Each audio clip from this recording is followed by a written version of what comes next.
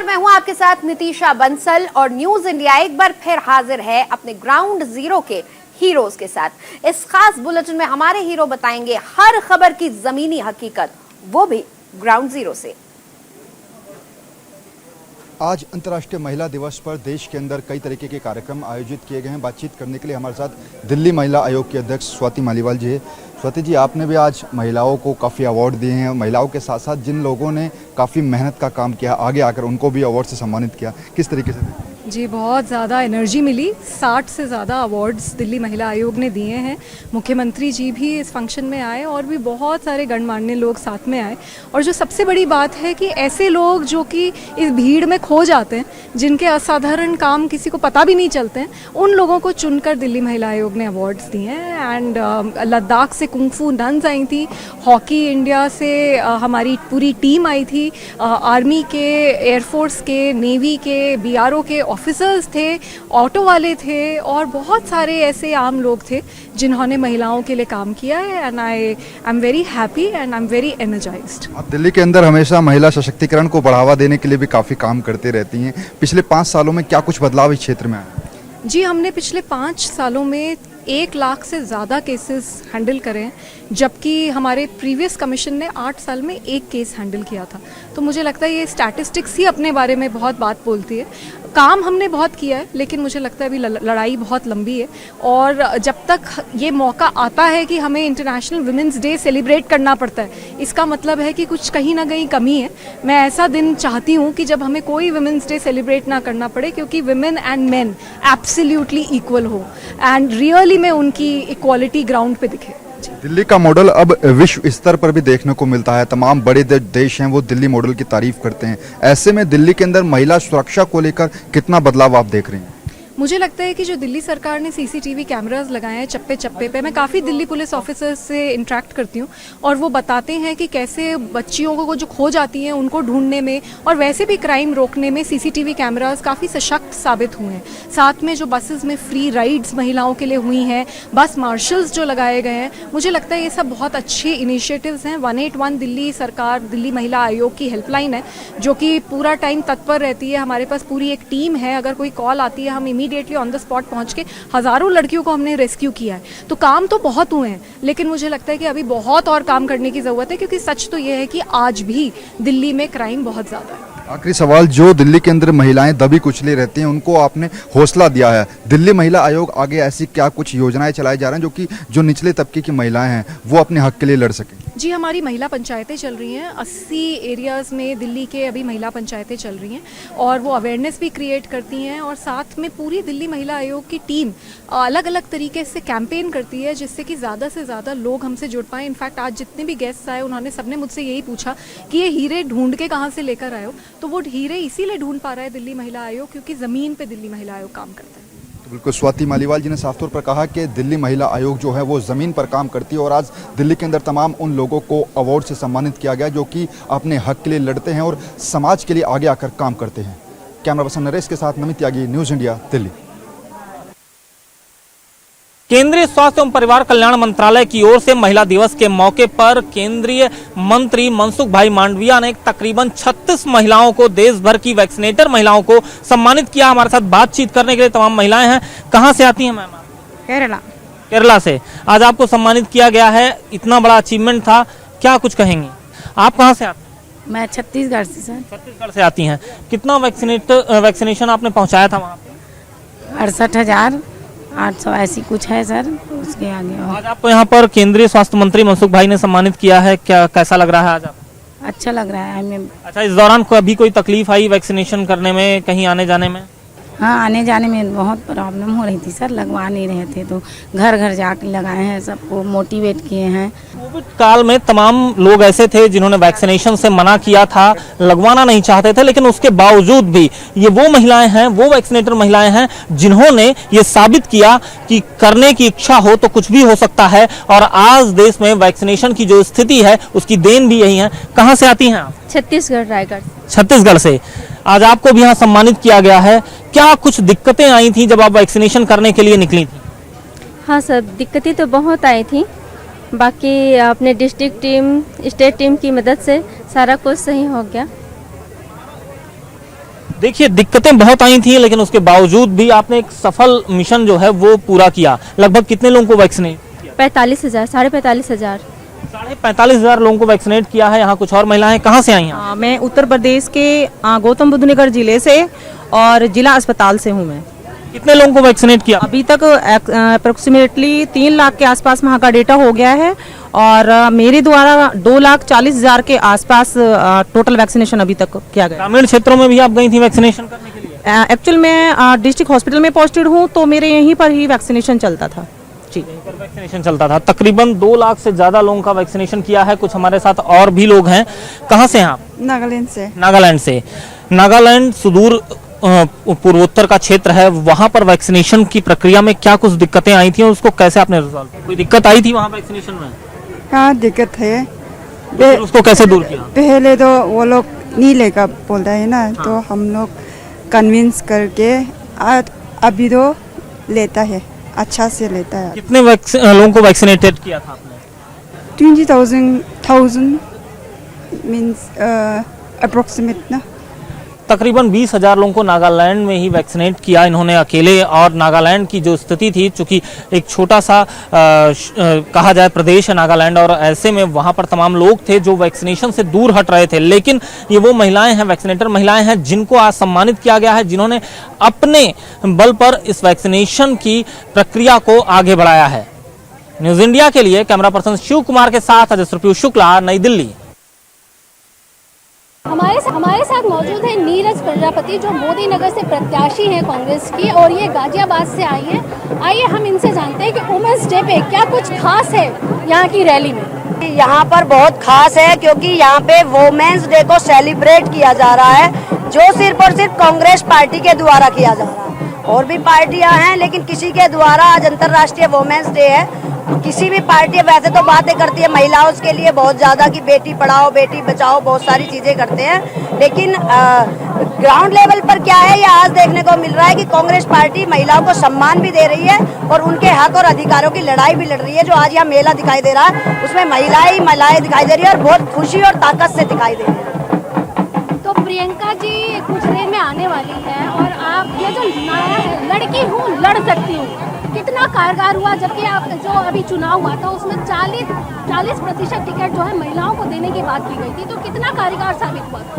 देखो मेरे मानना है तो ये 99% कारगर हुआ है। 1% तो ऊपर वाले के हाथ में भी होता है। 99% ये कारगर हुआ। क्यों? क्योंकि महिलाओं की जो आबादी है वो 50%। अब महिलाओं को ये अंदर से प्रियंका जी ने एहसास कराया है कि तुम भी वोटर हो और तुम में भी ताकत है और अपने संघर्ष की लड़ाई आप स्वयं भी लड़ सकती हो अगर आपको सपोर्ट किया जाए। और जिन ताकत के आधार पर आपको दबाया जाता है, उन ताकत आपके अंदर खुद से आएगी तो उनसे आप लड़ाई लड़ सकते हो। प्रदेश भर में महिलाओं की सुरक्षा को लेकर कुछ कहें कि ये बहुत बड़ा मुद्दा रहा है, तमाम पार्टियां इसको उठाती हैं। नहीं, आपने देखा होगा कि भारत के अंदर पुरुष प्रधानता कितनी है कि जो महिलाओं को सुरक्षा देंगे तो पुरुष देंगे। महिलाओं की जो बात करते हैं, अब जब 2017 के अंदर मोदी नगर और यूपी के अंदर बीजेपी की सरकार बनी, उन्होंने 3 मुख्यमंत्री बनाए। 3 मुख्यमंत्रियों में 50% का महिलाओं का वोट लेकर भी एक उप मुख्यमंत्री महिला नहीं दे पाए ये लोग। तो इस चीज का प्रियंका जी ने की एक महिला होकर और महिलाओं की आवाज बुलंद करी है और महिलाओं को सशक्त करने का काम किया है, प्रियंका जी ने किया।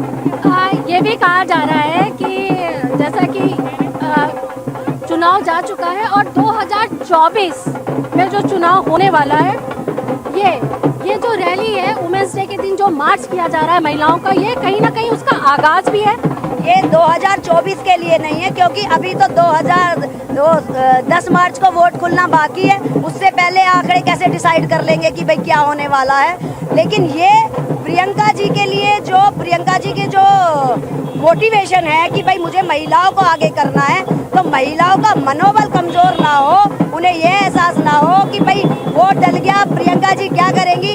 उस महिलाओं को मोटिवेट करने के लिए, उन्हें सशक्त करने के लिए और उन्हें आगे बढ़ाने के लिए कांग्रेस पार्टी अकेली है जो आज वुमेन्स डे को सेलिब्रेट कर रही है। कोई और पार्टी सेलिब्रेट नहीं कर रही। वुमेन्स डे के दिन तमाम महिलाओं से कुछ कहना चाहेंगी? हाँ, मैं सब महिलाओं से ये कहना चाहूंगी कि अपने आप को किसी भी तरीके से कमजोर समझने की गलती ना करें। आप सशक्त हैं, आपके साथ प्रियंका जी खड़ी हैं, कांग्रेस पार्टी खड़ी है, राहुल गांधी जी खड़े हैं, सोनिया गांधी जी खड़ी हैं और हर एक वो महिला खड़ी है जिसने संघर्ष किया है, जो शोषित है, और वो बच्चियां खड़ी हैं जो सपने देख रही हैं कि हम आने वाले टाइम में MLA बने, MP बने, मुख्यमंत्री बने। वो सारी महिलाएं प्रियंका जी के साथ है और इसको चाहती हैं कि हम आगे बढ़े। तो मैं कहूँगी कि डटी रहो और आगे बढ़ो। तो ये थी हमारे साथ नीरज प्रजापति, जो गाजियाबाद के मोदी नगर की प्रत्याशी है कांग्रेस की, और उनका वुमेन्स डे पे क्या कहना है ये सभी ने सुना है। और उन्होंने महिलाओं के सम्मान की और हक की बात को आगे रखा है। जो कांग्रेस पार्टी की महासचिव प्रियंका गांधी ने ये रैली निकाली है, जो ये मार्च किया है महिलाओं का, इसमें 151 महिलाओं को सम्मानित किया जाएगा, उन्हें सम्मान दिया जाएगा। कैमरा पर्सन राजनीश के साथ भागनी पांडे, न्यूज इंडिया, लखनऊ। दोस्तों, आज विश्व महिला दिवस है। आज का दिन खास महिलाओं के लिए बनाया गया है, खासकर उन महिलाओं के लिए जिन्होंने अलग अलग क्षेत्र में कोई ऐसी उपलब्धि या ऐसे कार्य की हैं जिसके लिए उन्हें सम्मानित भी किया जाता है। बिल्कुल, ये लुधियाना की एक महिला है जिनको के पद्मश्री से नवाजा गया है भारत सरकार ने। हमारे साथ रजनी विक्टर जी जुड़ चुकी हैं। महिला दिवस है, किस तरह देखते हो आप इस दिन को, क्योंकि अंतर्राष्ट्रीय महिला दिवस मनाया जाता है पूरे विश्व में, आप किस तरह देखते हो इस दिन को? मैं इसको बहुत अच्छी तरह से देखती हूँ कि सारे वर्ल्ड में, बल्कि दुनिया में मनाया जाता है। ये नहीं है कि सिर्फ हिंदुस्तान में तो बहुत देर से आया है, वर्ल्ड में मनाया जाता है और इन औरतों को सम्मान दिया जाता है। जो औरतें मेहनत करके आगे जा रही हैं और उनके लिए सम्मानित किया जाता है, उनको अच्छी तरह से। और एक सारी औरतों को एक उसके साथ एक हौसला अफजाई होती है, उसके साथ हौसला मिलता है कि उनको भी कुछ करना है, कुछ करके अचीव करना है लाइफ में, और उनके लिए एग्जाम्पल बनता है कि हमें भी आगे जाना है। और हमारे हिंदुस्तान के लिए तो बहुत ज़्यादा है कि हमारी हिंदुस्तान की औरतें बहुत पिछड़ी हुई थी जो आज नहीं हैं। आज वो हिंदुस्तान की औरत जो है बहुत ऊंची जा रही है और वो आदमियों से आगे निकल रही है, जिसके लिए हमें बड़ा मान है हम औरतों को। पंजाब से बिलोंग करते हो, लुधियाना से करते हो, आपको पद्मश्री मिला है, कैसा महसूस हुआ? इसलिए नहीं कि वो एक अवार्ड, कितनी जिम्मेदारी उस अवार्ड ने और बढ़ा दी कि आने वाले समय में और महिलाओं को प्रेरित करना है कि वो पद्मश्री लेने के साथ साथ जैसे आप समाज में कार्यरत हो, सेवारत हो, वो भी रहें।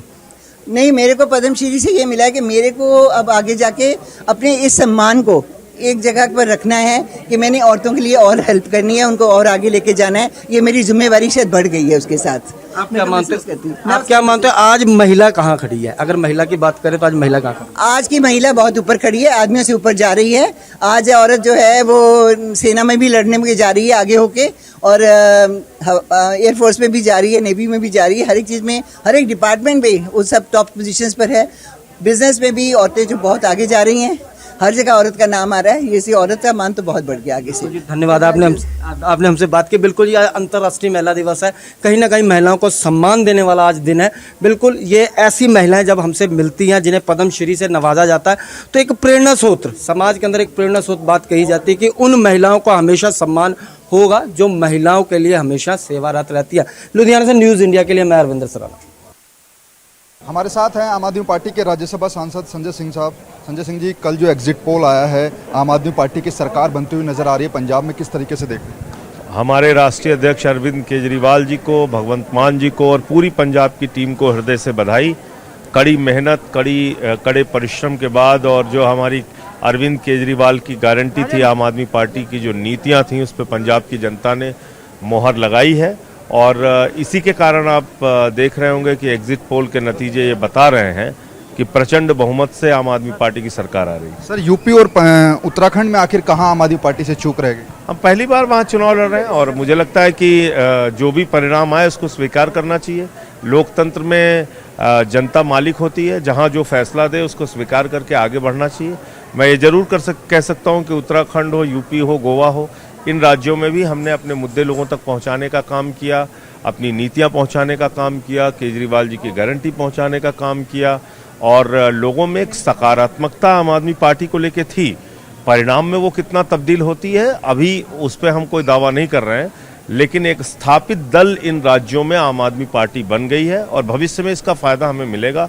संगठन विस्तार हमारा जबरदस्त हुआ है। प्रमुख विपक्षी दल की भूमिका हमने उत्तर प्रदेश और दूसरे राज्यों में निभाई। बदलाव की बात कर रहे हैं, अब कुछ दिनों में एमसीडी के भी चुनाव हैं, आपको लगता है कि यहाँ पर भी बदलाव? एमसीडी में जो कूड़ा करकट इकट्ठा किया है भारतीय जनता पार्टी ने, उसको आम आदमी पार्टी साफ करेगी, आप देखिएगा। तो बिल्कुल संजय सिंह साहब ने कहा कि अब देश के अंदर जो है बदलाव की राजनीति शुरू हो गई है और पंजाब के बाद अब दिल्ली के अंदर एमसीडी में भी आम आदमी पार्टी जीत की तरफ बढ़ेगी। कैमरा पर्सन नरेश के साथ नमित त्यागी, न्यूज इंडिया, दिल्ली। 5 राज्यों में विधानसभा चुनाव खत्म हो चुके हैं। दूसरी तरफ यूक्रेन से रूस का युद्ध जारी है। ऐसे में लगातार इस बात की आशंका जताई जा रही है कि अब जब चुनावी नतीजे आ जाएंगे 10 मार्च को, उसके बाद पेट्रोल के दामों में भारी बढ़ोतरी हो सकती है, या हो सकता है कि उससे पहले ही पेट्रोल के दामों में बढ़ोतरी हो जाए। आज आप देखिए, जो साधारण पेट्रोल है वो 95 रुपये 28 पैसे और प्रीमियम क्वालिटी का 99 रुपये 33 पैसे प्रति लीटर पेट्रोल का दाम है। पेट्रोल पंप पर लोगों का हमेशा की तरह जो आंदोलन है वो बनी हुई है। हम कुछ लोगों से बात करते हैं और समझते हैं कि भाई चुनाव खत्म हो गए, क्या लग रहा है कि पेट्रोल के दाम बढ़ेंगे? हाँ, पेट्रोल के दाम लगभग 10 से 12 रुपए बढ़ेंगे जी हाँ। तो क्या कर रहे हैं, टंकी अभी फुल कराए? नहीं, हम जितना भरा रहे हैं, कब तक भराते रहेंगे? तो ये भी लोगों की समझ है। उनका कहना है कि पेट्रोल के दाम बढ़ेंगे जब बढ़ेंगे, लेकिन वो अपनी तरह से जितना लेते हैं उतना ही पेट्रोल लेंगे। क्यों भैया, चुनाव खत्म हो गए हैं, उधर यूक्रेन से लड़ाई जारी है, तो पेट्रोल के दाम आपको क्या लग रहा है कि बढ़ेंगे? अब बढ़ेंगे, बिल्कुल बढ़ेंगे। तो क्या तैयारी है उसको लेकर के, कैसा लग रहा है? महंगाई बढ़ जाएगी फिर? हाँ बढ़ेगी, अब तो बढ़ ही रही है इधर बीच, तो अब देखिए क्या होता है। चलिए और भी लोगों से बात करते हैं। मैडम आप बताइए, पेट्रोल के दाम सुनने में आ रहा है कि अब बढ़ेंगे, चुनाव भी खत्म हो गए हैं और उधर रूस से लड़ाई भी चल रही है। ऑब्वियसली जब वहाँ बढ़ेगा, अगर कच्चे तेल का दाम, तो यहाँ भी बढ़ेगा। अब इसमें भी क्या मोदी जी का ही नाम आएगा? तो ये भी है। देखिए, जनता इस बात को अब बड़े भरोसे के साथ कहती है कि अगर कच्चे तेल के दाम बढ़ेंगे तो इसमें सरकार का दोष नहीं है, जो कंपनियां हैं उनका दाम बढ़ाना मजबूरी है। इसके साथ साथ हम ये भी बता दें कि लखनऊ में जो सीएनजी स्टेशन है, चूँकि प्राकृतिक गैस की लगातार जो खपत है वो बनी हुई है और जो आंदोरफ्त है, यानी जो उसकी आने की सिलसिले हैं, उसमें कमी आई है। इसलिए 20% की कटौती लखनऊ में सीएनजी स्टेशन पर भी हो रही है। करीब 50,000 वाहन हैं जो रोज़ाना सीएनजी भरवाते हैं अलग अलग पेट्रोल सीएनजी स्टेशन पर। वहाँ पर भी लंबी कतारें देखी जा रही हैं। पेट्रोल के दाम बढ़ सकते हैं, डीजल के दाम बढ़ सकते हैं, इसके वो लेकर के लोग तैयार हैं।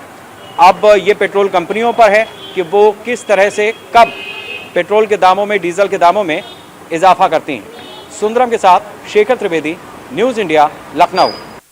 मैं इस वक्त राजधानी जयपुर, राजस्थान की राजधानी जयपुर में पेट्रोल पंप पर खड़ा हूं। यहाँ पर आप कतारें जो है वो देख सकते हैं। ये कतारें इसलिए है क्योंकि लोगों में एक शंका है कि पेट्रोल डीजल के दाम है वो बढ़ सकते हैं।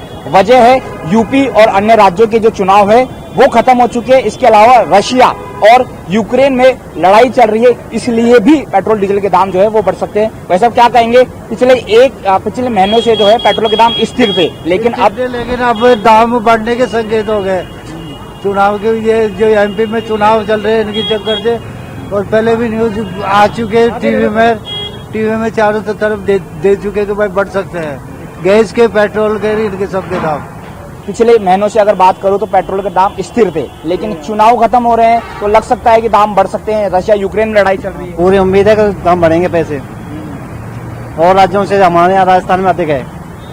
यूपी में देखो कम से कम 10 रुपए सस्ता है यहाँ से। एक बार शॉर्ट में अगर मैं कहूँ तो जो महंगाई स्थिर थी अभी, वो चुनाव की वजह से ही थी, क्योंकि बिल्कुल चुनाव की वजह से थी। क्या महंगाई बढ़ रही, संभावना पूरी है। तो बिल्कुल जो लोग हैं वो भी अब समझने लगे हैं, और कहीं ना कहीं उनके मन में भी एक डर है कि जो पेट्रोल डीजल के दाम जो पहले जो अभी पिछले कुछ महीनों से स्थिर थे वो अब बढ़ नहीं जाए। और इसी के चलते गुलाबी नगरी जयपुर में अधिकतर पेट्रोल पंप पर लोग जो है वो पहुंचे हैं, और आज सुबह से ही लोग पहुंच रहे हैं, और जो पेट्रोल है, डीजल है, वो अपनी गाड़ी में फुल टैंक करा रहे हैं। उनको अंदेशा है कि आने वाले समय में जो पेट्रोल के दाम है वो बढ़ सकते हैं। सहयोगी जितेश शर्मा के साथ मैं दीपक चावला, न्यूज इंडिया, जयपुर। हमारे साथ हैं दिल्ली सरकार के मंत्री गोपाल राय। गोपाल जी, जिस तरीके से एग्जिट पोल आया है और उसमें पंजाब में आप लोगों की सरकार बनते हुए दिख रही है, किस तरीके से दिख रही है? नहीं, इस एक संदेश तो दिख रहा है कि लोगों ने इस बार बदलाव के लिए वोट किया है। 10 तारीख तक और स्थितियां स्पष्ट हो जाएंगी, लेकिन पंजाब के लोग बदलाव चाह रहे हैं।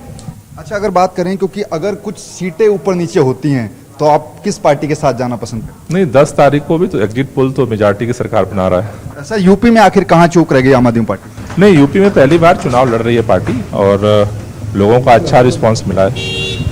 तो बिल्कुल गोपाल राय जी ने साफ तौर पर कहा कि पंजाब के अंदर पंजाब की जो जनता है वो बदलाव चाहती है। कैमरा पर्सन नरेश के साथ नमित त्यागी, न्यूज़ इंडिया, दिल्ली। सर, मकसद क्या जो आज की है और क्या किस किस के लिए जो आपने मांगे दिल्ली में रखनी है? देखिए, आज की जो मीटिंग है उसमें हमने फैसला किया है, एक तो 14 तारीख को दिल्ली में हमारे संयुक्त किसान मोर्चे की मीटिंग है, वहाँ हमें एमएसपी के ऊपर आगे संघर्ष करना चाहिए। ये हम देशव्यापी संघर्ष के लिए वहाँ सजेशन देंगे, 1।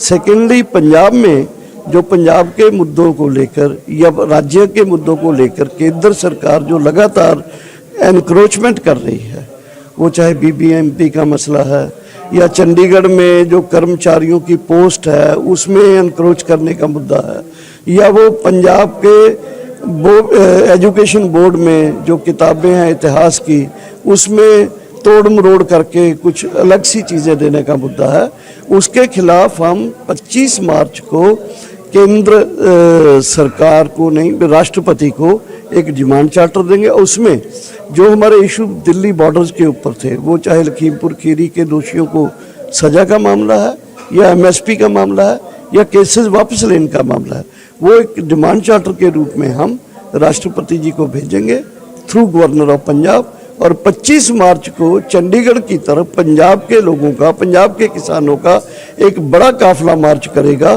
गुरुद्वारा आमसाब से जो मोहाली में है, और वहाँ हम वो डिमांड चार्टर अपना देंगे, क्योंकि हम देख रहे हैं कि चंडीगढ़ प्रशासन पंजाब के लोगों को कुछ काम करने नहीं दे रहा और धीरे धीरे पूरा चंडीगढ़ को सिटी जो यूटी है वो सेंटर कंट्रोल कर रहा है। तो देखेंगे 25 मार्च को कैसे हम गवर्नर। कितनी संख्या में किसान होंगे अगर जत्थेबंदियों के साथ? कितनी संख्या? मुझे लगता है 10,000 से ज्यादा होंगे, और कितने बढ़ जाएंगे ये पता नहीं। अगर रास्ते में आपको रोका गया, जैसे पिछली बार भी ऐसा कुछ हुआ था जब आपने शुरुआत की थी आंदोलन की? देखिए, हमारा मकसद है अपने इश्यूज को राष्ट्रपति जी तक भेजना। हम एक प्रोटेस्ट के जरिए, प्रोटेस्ट जो होगा हमारा वो, उसको अगर 10-15 हज़ार लोग इकट्ठे हो गए, राष्ट्रपति जी को एक डिमांड चार्टर हमारा गवर्नर हाउस का कोई आदमी बल्कि उसका ऑफिसर या गवर्नर हाउस में जाके हम दे देते हैं, वो सिंपल एक फॉर्मेलिटी की बात है। लेकिन लोगों को इस चीज़ के ऊपर कॉन्शियस करना, गैदर करना, संघर्ष में लाना, ये मूल काम है। और वो चीज़ जो गवर्नर के द्वारा राष्ट्रपति जी के पास जाएगी और इतने लोग उसके लिए इकट्ठे हुए हैं, दैट इज मोर इम्पोर्टेंट। अच्छा, जो चुनाव जथेबंदियां चुनाव लड़ी हैं, इलेक्शन लड़ी हैं, पार्टिसिपेट किया पंजाब में, अगर उसमें ये सम्मिलित होंगी कि नहीं? देखिए, जिन्होंने इलेक्शन लड़ ली, संयुक्त समाज पार्टी बना ली, वो या तो अपनी एकदम गलती माने कि हमसे गलती हो गई है, हमें इलेक्शन में नहीं जाना चाहिए था, हमने जो पार्टी बनाई है उसको डिसमेंटल करते हैं, फिर हम सोचेंगे। और 14 तारीख की जो बैठक होने जा रही है उस दिल्ली, उसमें ये एजेंडा रहेगा। बिल्कुल जी, धन्यवाद। उन्होंने कहा कि पंजाब के मसलों को लेके और केंद्र सरकार से वो मांग करेंगे, क्योंकि जो पहले वो हुआ था, जिसको आंदोलन हुआ था दिल्ली के लिए, उस आंदोलन को देखते हुए कुछ मांगे रह गई थी। इसलिए उन्होंने कहा है कि आज जो प्रेस कॉन्फ्रेंस हुई, इस प्रेस कॉन्फ्रेंस में ये निर्धारित किया गया है कि दोबारा हम केंद्र सरकार से इस बात को संवाद साधेंगे। लुधियाना से न्यूज़ इंडिया के लिए मैं अरविंदर सराना।